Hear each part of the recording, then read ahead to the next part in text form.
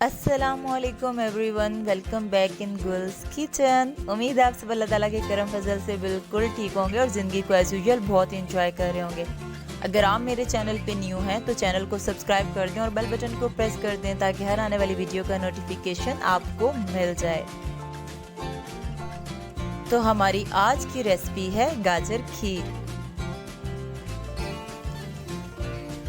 मैंने फ्रेश गाजरें लिए, इनको धोने के बाद कश कर लिया है और ये मेरे पास कश की हुई गाजरें आलमोस्ट 1 पाव बनती हैं और 3 किलो दूध लिया है।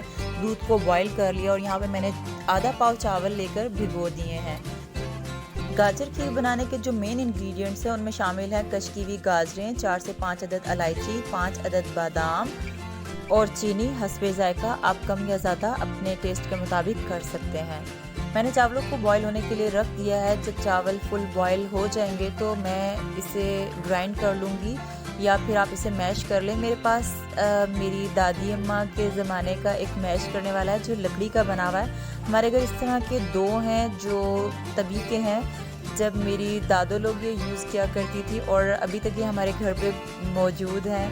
मेरी अम्मी ग्राइंड करना पसंद नहीं करती, वो कहती हैं कि चावलों को ग्राइंड करने से ये बिल्कुल बारीक हो जाते हैं जो खीर में अच्छे नहीं लगते।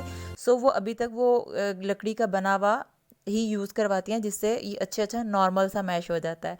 सो आपकी मर्ज़ी, आप इन्हें ग्राइंड कर लें या कुछ भी कर लें, ठीक है। यहाँ पे दूध जब बॉयल हो गया है तो मैं इसके अंदर ऐड कर दूँगी ये मैश किए हुए चावल और इसको फिर नॉर्मल हीट पे हम पकने के लिए रख देंगे और साथ के साथ चम्मच को हिलाते रहेंगे जब तक ये दूध थोड़ा मज़ीद बॉयल भी हो जाएगा, आप देख सकते हैं, और ये थोड़ा थिक भी हो जाता है। जब दूध बॉयल हो जाता है तो फिर हम इसके अंदर ऐड कर देंगे कश की हुई गाजरों को और इसी तरह से नॉर्मल हीट पे चम्मच को हिलाते रहेंगे यहाँ तक कि दूध मज़ीद पक कर रेड हो जाएगा, यानी कश की हुई गाजरों का जो कलर है वो दूध के अंदर निकलना स्टार्ट हो जाता है। गाजर खीर का जो ओरिजिनल कलर होता है वो थोड़ा सुरह सुरह होता है। एक तो वो कश की हुई गाजर की वजह से होता है, दूसरा जब हम दूध को बहुत ज़्यादा पकाते हैं तो उसकी वजह से वो कलर आ जाता है।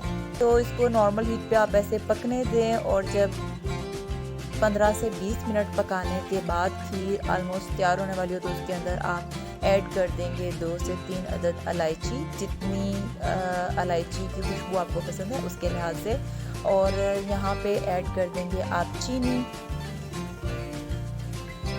चीनी ऑलमोस्ट मैंने 2 कप ऐड की है। आप चाहें तो इससे ज़्यादा ऐड कर सकते हैं, आप टेस्ट करके देख लेंगे। अगर आपको लगता है चीनी कम है तो मज़ीद ऐड कर दें। अगर आपको लगता है चीनी मुकम्मल है, लाइक आप लोग के टेस्ट के बिल्कुल मुताबिक है, तो आप उसको मज़ीद थोड़ा सा पकाकर डिश आउट कर देंगे।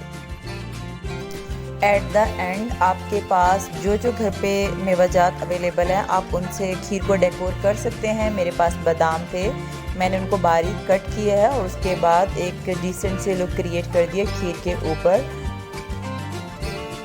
खीर को ठंडा करने के लिए 1 से 2 घंटे तक फ्रिज में रख दें और बाद में अपनी फैमिली के साथ एंजॉय करें। उम्मीद है आपको आज की रेसिपी बहुत पसंद आई है। अगर ऐसा है तो थम्स अप करके शेयर कर दें और कमेंट में अपनी राय का इजहार ज़रूर कीजिएगा। इसके अलावा भी अगर आप कोई रेसिपी सीखना चाहते हैं तो कमेंट में से भी मेंशन कर सकते हैं। मिलते हैं एक और न्यू वीडियो में एक न्यू रेसिपी के साथ इंशाल्लाह। तब तक आप अपना और अपने प्यारों का बहुत ख्याल रखिएगा। अल्लाह निगहबान।